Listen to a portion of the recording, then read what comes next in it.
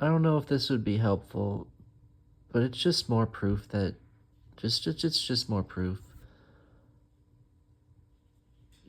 You know, I was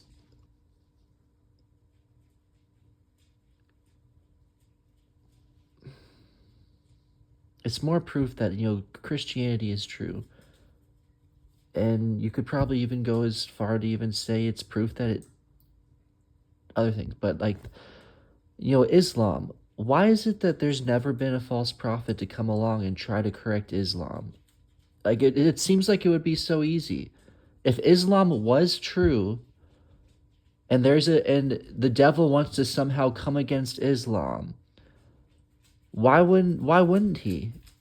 It would be so easy. Someone could come along and be like, "Oh, Muhammad never even wrote anything. His followers made things up. Here's the things that the Quran actually was corrupted. The followers got it wrong, and here let's change some of these things to somehow, I don't know, create or whatever. If you want to somehow, if Quran is like was whatever, and try to if the Quran is true, if Islam is true, why wouldn't the devil try to come along and try to alter it to try to get it or come against her? I don't know, something. I mean, saying that, I guess there are apparently other denominations that have, but that's probably not even the devil giving new. But anyways, like no one's come along and I've tried to like come up with a new Quran. Like let's say, how the Quran was created. Apparently there was. That's the other thing. Like this isn't the point I want to make, but how the Quran was created is well, first of all, Muhammad never wrote a single word of it. It was all his followers. All of his followers wrote down what they thought they remembered. Do we even know they remembered it correctly? They wrote down everything they remembered, all kinds of, and then they took a collection of what everyone remembered and the stuff that people remembered that was more or less true, I guess. They put into this Quran, and then everything else that they maybe disagreed with or didn't know for sure or something, they took all of the writings that they all gathered of what he said and they burned them. So that's how we got the Quran, first of all. And if the Quran was true, why has a false prophet never come along trying to correct it? Why is it that Christianity, so many false prophets come along trying to correct it? And why is it that every single false prophet that comes along trying to correct it tries to correct the salvific claims? And you can't say, "Oh, God's trying to send prophets to correct these heresies," because why is it that all these false prophets all disagree?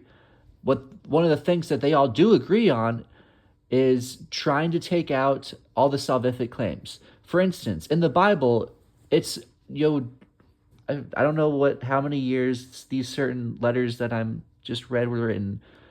Less than 40 years, I don't know, 10, 20, 30, less than 40 years after Christ just died, the people around are still, who actually saw Christ, are still around, still talking, still teaching. Less than 40 years after that, there's already heresies come along, which are already written into the Bible as like, hey, don't listen to these people. This is the spirit of Antichrist. There's these people who are saying that Christ never even came into the flesh. They're like, there's already these people who think, oh, Jesus was just some spirit. He was just like a spirit that was going around teaching.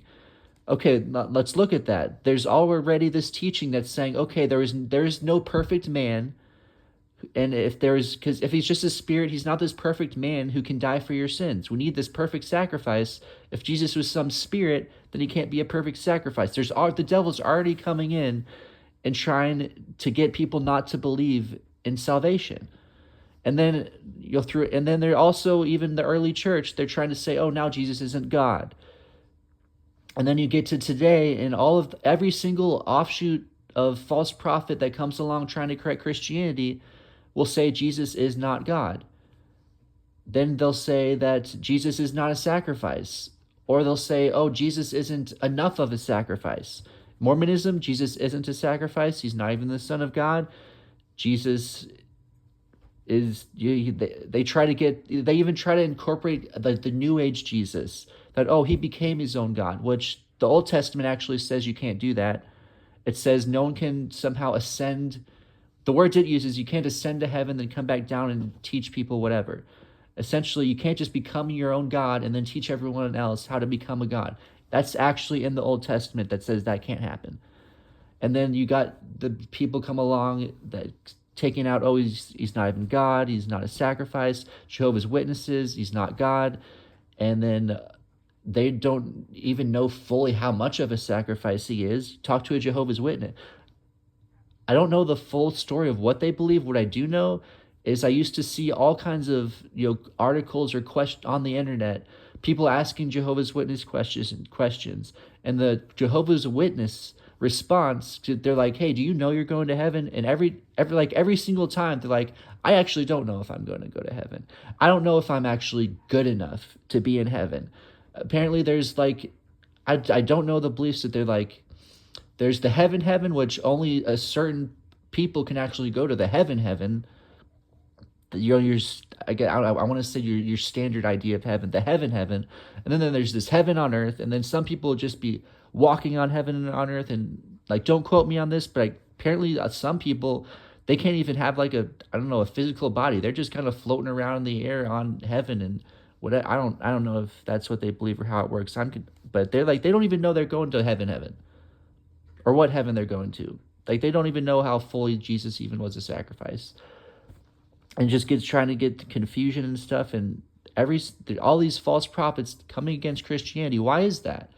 You don't have that in Islam. Why Christianity? And why in Christianity every single time it's some sort of thing that's trying to get you not to believe Jesus died for your sins, or that Jesus is God, that God actually came down to this earth, lived a life, taught us how to live, suffered with us, persevered, suffered, showed us that it can be done, and then ultimately he died for us. Why is it that every single false prophet wants to show that, one, God did not become a man, and two, God did not die for you? Why is that?